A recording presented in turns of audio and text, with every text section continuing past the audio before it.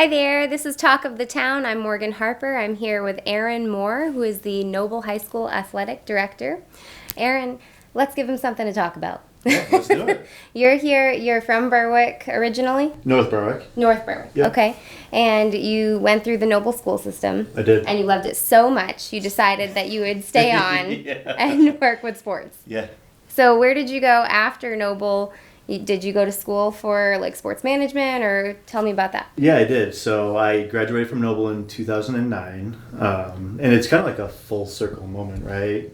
My guidance counselor at the time, Tim Lounsbury, he had all of his juniors do what kind of like they drew like this graph, and they kind of made pictures and whatnot of the timeline of their life at the time, and where they saw themselves 15 to 20 years down the road and how exactly they were going to get there.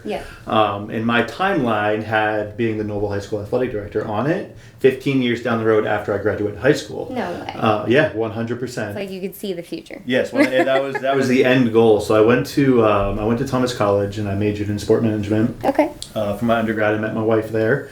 I was there for 4 years, played baseball for a year. Excellent. And you always played baseball in school too? All the way through. All the way through. Any other sports? I wrestled, played basketball, played soccer. Okay. But baseball was the favorite, or was there a different one? Baseball was it. Baseball was Yeah, baseball was it. What position? Shortstop and second base. Okay. Yeah. Very nice. Wherever I didn't make the most errors. Yeah, that's usually the goal. Yeah, but I graduated Thomas in 2013. Okay. I came back and I started working for the school district again in the facilities department. Worked there for a couple of years and realized that it just wasn't really where I wanted to be. I knew my end goal, and getting back into the school district after graduating Thomas College, that was the first step, right? But sometimes you just got to get your foot in the door. You got to get your foot in the door. So I got into the facilities department, worked there for a couple of years, and eventually took an ed tech position at the high school.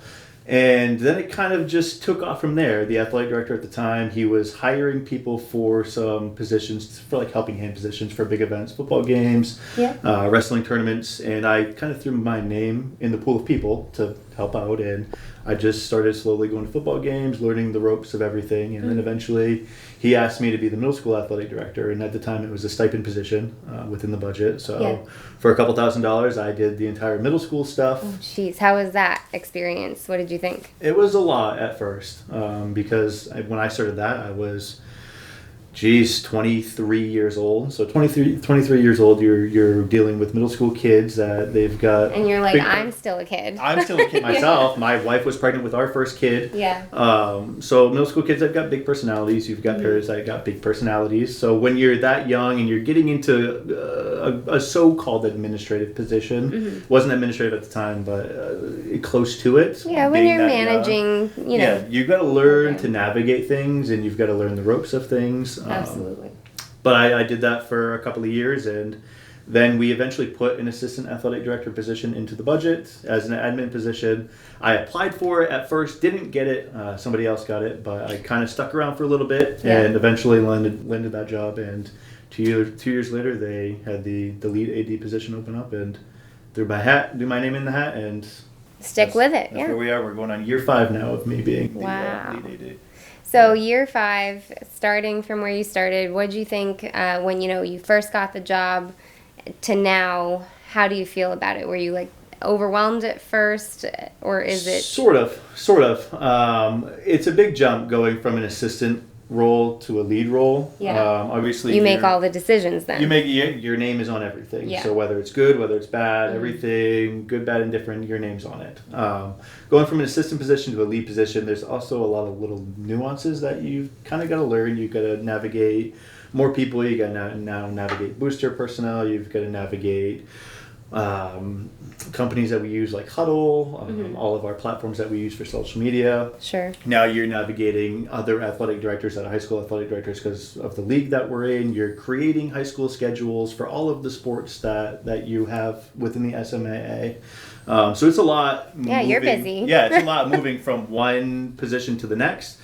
It was a little overwhelming at first, but there's a learning curve, and once you get past the learning curve with everything, with every job, it seems to kind of flatline a little bit, and then you can start building what you want to build. You kind just of got get into that rhythm of things. Yeah, you've got to get past the hump of figuring everything out, and once you figure everything out, and I'm still figuring things out. Like I don't know it all right now. Oh, I hear you. I'm still learning everything. So I mean, I'm still trying to be a good communicator, still trying to be a good leader for my staff and the kids and the parents. But once you get to a point where you feel comfortable every single day showing up to work, and you can run a football game, you can run a tournament, you can run an MPA sanctioned event, that's when you can start really implementing things that you want to implement, that you had a vision of when you initially took the job. So. What kind of things have you implemented that were within, your mind's eye that you have seen come to fruition? Yeah, so when I came on, we didn't really have a big social media presence. We didn't have one at all, really. And the district didn't really have a social media presence in regard to anything else. So we really kind of took hold of the social media side of things and my philosophy behind it was that if parents if they don't have kids that are playing a sport that season, if they're not coming to the games, whether it's a soccer game, football game, whatever, they're not going to really know what's going on. But if we could be on social media where we use Facebook really for the parents, we use Instagram for the students because that's what they use, we use Twitter or now X for the local news agencies. Okay. If we can kind of really hit all of those platforms with the really cool things that we have going on, and we can get that word out. You don't necessarily have to come on campus to know what's going on. You can see that the baseball or softball team won a game sitting from your couch. Right. So we really kind of emphasize that, and we put we put that into the big picture of things, was just trying to get exposure for our students. And that really helps, bolster that team pride, and even if you're not at the game, but you know that they won, you're feeling really good about it. Well, I mean, and the kids too, right? Like the kids like seeing their name on social media, and the parents love sharing something about their kid. And when a parent shares, other parents see it, and then other parents share, other parents see it. So that one post that you initially post, you could have 40,000 people that see that. And currently our social media, if we look at the metrics right now, we probably reach about 30,000 people a month. That's excellent. So you feel like it's going really well, and it's grown a lot. It's going really well. So social media was a big one that we implemented. We've implemented new technology that we use. We have now a downloadable app that you can download through the iOS or Google Play Store. Okay. That gives you real live updates of events where we can just literally send a push notification out if a game's canceled. That's convenient. We had state championship runs this year that when basketball went to the regional final, when wrestling won state, when football went to we pushed all of that out, and people can see it in real time. So platforms like that. We have a Noble Athletics Hall of Honor where we're going to have our inaugural induction ceremony in November. Fun. So it's little stuff like that we're just very cool. We're trying to really highlight everything that's going on and just trying to implement these little things that really should have been there probably 5 or 6 years ago, but now we're getting to it because we're in a spot where we can. Hey, you got to start somewhere, right? So that's great. That's awesome progress. Yeah, and you were just given an award recently. Am I correct? Yeah, you were. Okay. I was. It's through it's through the National Center for Spectator Sport and Safety and Security. NCS4 is the acronym for it, and it's the Emerging Industry Leader Award. It's an award recognized for individuals that are being recognized for being kind of in the top tier of the younger people in the profession, but also providing safety and security for events. That's wonderful. Congratulations. That's not a small accomplishment. No, it's funny because I was in San Antonio. You had to go to San Antonio for it? Wow. Yeah, that's when they had their national conference. But I was in San Antonio, and you're sitting at a table at the awards luncheon, and I was sitting with a member from the Utah Jazz. Oh, geez. I was sitting with another gentleman who worked Secret Service for 20 years. Oh, my gosh. I was sitting with a guy who ran personal security for Jelly Roll and Post Malone.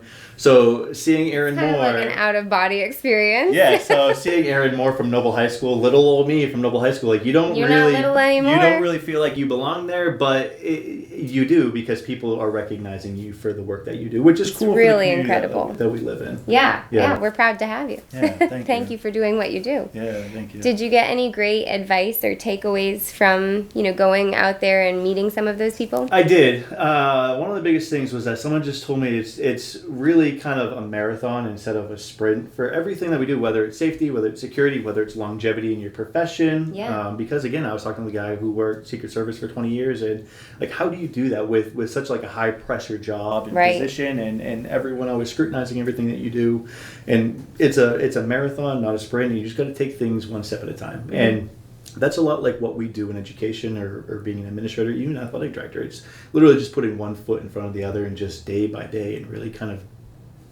of just navigating the world. It can be hard sometimes because you want to get so much accomplished, and it's hard to slow yourself down and pace things. You know? Well, that's the problem with me, is that we're implementing so many things within our department that it feels like it's getting a little overwhelming because of all the new technology, the Hall of Honor stuff that we've got going on. But it is nice to see that stuff progress, because once it kicks off, you can kind of slow things down at that point. Yeah. And it is nice. It's nice slowing things down, which we're on summer break right now, so I've slowed things down. Woohoo, yeah, I've slowed things down a lot. What do you have going on during summer break that keeps things flowing, once you get back to school? Yeah, so we run our summer programs the Monday after school gets out. Okay. And it's typically the fall programs that are going to be kicking off in August. They run all of their summer stuff. They run summer practices, summer games. Yeah. We've got our gyms filled. We've got our soccer fields filled. Our football team, they're at Bonnie Eagle tonight, actually, running their 7v7 stuff. Well, that's great. So it's a really good lead in to the preseason, which begins August 18th. Okay, so coming right up. Right up, yeah. It seems like we just got out of school and we're just going to be starting preseason. Yeah. Yeah, it's going to come quick. Cool. It always does. Is there a sport that you're enjoying right now at Noble more than another sport? Is there one, what do you love to watch or participate in? Yeah, so I don't know if I enjoy watching. That's a tough question. I don't know if I enjoy watching one sport over the next. What I like seeing is the programs that traditionally haven't done too well. I like seeing them start getting on the up and up, right? That's always good. We like a good underdog. Yeah, so our boys soccer team, they've struggled for a while, right? They've struggled for a while, and they've always, the way the scheduling works is they've always been in the bottom tier of the scheduling, so they don't ever really see the top teams in the SMAA. That's the league that we're in. So we've never really seen the Gorhams or the Scarboroughs by design, and that's to get them some wins and whatnot. But this season, they did so well last season that this season they're now in the middle of the pack in regard to the scheduling. So they're going to start seeing the tougher teams. Boys basketball made it to the regional final 2 years in a row. Fantastic. Traditionally, they haven't really done too well either, but there's been a big culture turnaround within the program. We've got more kids coming out. Cool. We had a coach, John Morgan, that really turned the program around. He's moved on to Sanford now, but we've got a great coach in Josh Holt, who's a Noble guy. He graduated from Noble. Awesome. He's coming in. He's going to be working with the program. We've got a lot of really good things going on, and it's not just one team. I like to watch all the teams that really kind of work hard, and you can see the work ethic that the kids have out on the practice field. And you played field hockey? Not field hockey. What did you play? I was lacrosse. You were lacrosse. I did track for a minute. Okay. But a variety of things. But the practices that you attended, right? Like it's nice to see like kids getting out there and kind of busting their butts. Yeah. Because and they do work hard. They do work hard, and navigating athletics in this day and age, when you've got a lot of kids have a job, you're navigating, kids are on social media too. Kids have a multitude of things going on, and athletics is also another thing that they have to be dedicated to, right? Yeah, they're busy. They're busy. So seeing these kids show up every single day and put in the work and win state championships and make the playoffs, it's really cool to see, especially with everything else they have going on in school too. How could we best help our athletes that might be feeling some overwhelm from all of those different aspects of life? What would you recommend? So we actually have our head wrestling coach, Kevin Gray, has developed a really cool mental health program that we're going to be rolling out this fall. That's amazing. With all of our athletes and all of our coaches. At our preseason coaches meeting for the fall, we're going to roll it out to the coaches and kind of get their insight on it.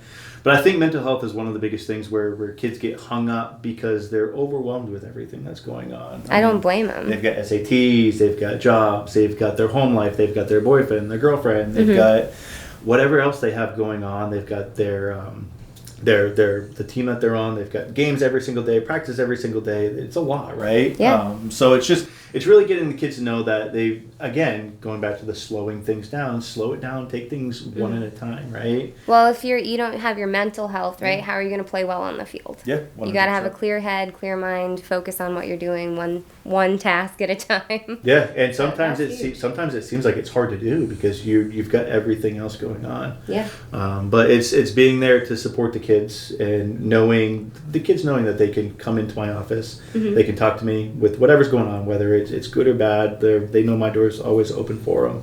Have you had like a really, impactful situation where you've seen a child kind of make a turn and, change? Yeah, so a lot of people, what they don't understand is that for a lot of kids in our district, sports is really the carrot that keeps them just coming to school. Yeah.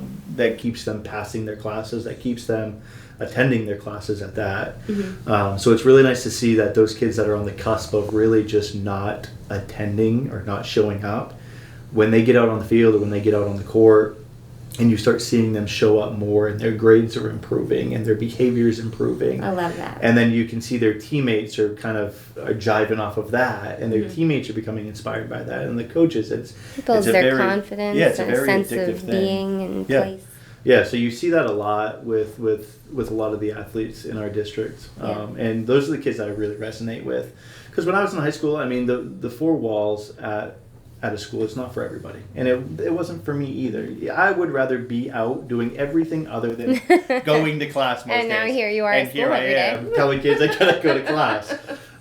So those kids that show up and they really struggle within the classroom, but they show up and they put the time in, and even if they're getting C's or whatever, like they're still doing the job and they're still getting it done, and we have staying committed. We have resources that can help them, tutors that can help them. Our coaches really strive to instill that being disciplined in the classroom also leads to being disciplined on the field or the court. Discipline is everything. Yeah, 100%. So I think that kids are really starting to turn it around as well. And the GPAs across all of our sports have drastically improved as well. That's fantastic. At the end of the day, we want kids to graduate, walk across that stage and get a diploma, but also have a good experience within the athletic department too. Great. Is there anything, as far as like boosters programs or concession stands, is there anything from the athletic director that you could ask for from the community for help with the sports programs? What would the number one thing be?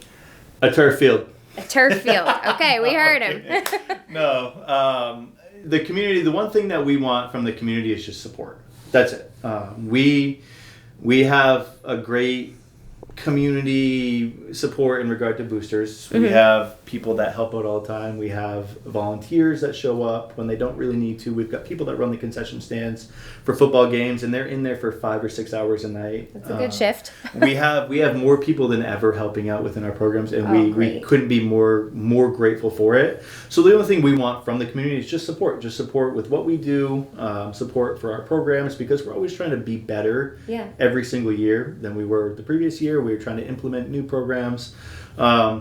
So really just support. We want people to show up to the games. We want people to really kind of just share everything that they're experiencing on social media, and just be there for the kids. That's all. I mean, one of the things that we always talk about from this past year was our homecoming football game against Thornton Academy, and our stadium our bleachers hold right around 2,000 people, and we were max to the brim, and middle of the first quarter of the football game, you could still see cars lined up down the main entrance trying to get into the game. So we probably had 3,500 to 4,000 people there, and that was just our community showing up for those kids, and they felt it. Let's keep it up. Let's keep it up. So Let's keep doing that. just support from the community. That's all. That's all we can ask for. Well, that's an easy thing for us to do, I think. Yeah. All right. What's your favorite thing about Berwick? My favorite thing about Berwick is, oh gosh, probably, I don't know. It's such a cop-out to say, but the community, right? My favorite thing about Berwick is seeing the transformation compared to when I was in high school, right? Yeah. I don't come down into Berwick too much. I live in Sanford. I work in North Berwick, so I don't really make my way unless I'm coming to like Devon Dukes and whatnot. Sure. But I like seeing the transformation of Berwick, and I like seeing how it's really coming alive now, and it's really kind of supporting small businesses. It is, It's definitely more lively down there. Yeah, it feels good, right? And that's one thing that we say within our department, like if it feels good and it looks good, it's going to make other people feel good about coming. Absolutely. And when you cross the bridge from Somersworth into Berwick, you can see like a clear, distinct difference of Berwick right now compared to what it used to be. Yeah. When Prime Canning used to be here. But it's really cool. Yeah, it's nice really to see. We're taking pride in our town, and I hope that continues to carry through to sports and at school. You know, kids taking pride in it. Do you still have the Superfans Club? We do not have the Superfans Club anymore, unfortunately, which is funny because I pulled out a poster that somebody brought down to my office that had the Noble Superfans. It was on it. It was like a 5-foot foot by 2 foot poster that someone had tucked in their closet for years, and it had cobwebs and dust all over it. Gosh. Yeah, no, we don't have super fans. I probably like hand painted that at one point. Oh no, no, but we do have a really big student support that shows up. That's great. And it seems like it's usually a couple hundred kids that show up for games. That's and awesome. It seems like it's getting better and better every year. Cool. It's tough to navigate during games when they start to get a little unruly, but we'd rather them be there with us than out doing other things, right? Absolutely. Let's be there to support our friends, take pride in our team. And that's one thing that we stopped doing probably 3 years ago is we stopped charging students to get into events. Oh, really? So students get into events for free. For Perfect. any football game, any basketball game, students get to go in and get in for free. And what really kind of brought me to that decision was I had students that were hopping fences because they couldn't pay the $2 to get in. Yeah. So I'm not. I would rather you come to the game, walk through the gate, proud to walk through the gate, proud to sit in the stands, rather than have you feel worried the whole time. 100%. Absolutely. So I think that's one thing that has really led to more kids being in attendance is that they can feel comfortable just coming. Just come. It's the way it should be. I like it. Yeah. Cool. Well, go Noble. Go Noble Knights. Woo! If you're looking for anything Noble Athletics, we are on Facebook, Noble Athletics, Instagram, Noble High School Knights, and on Twitter, we are at Noble Knights AD.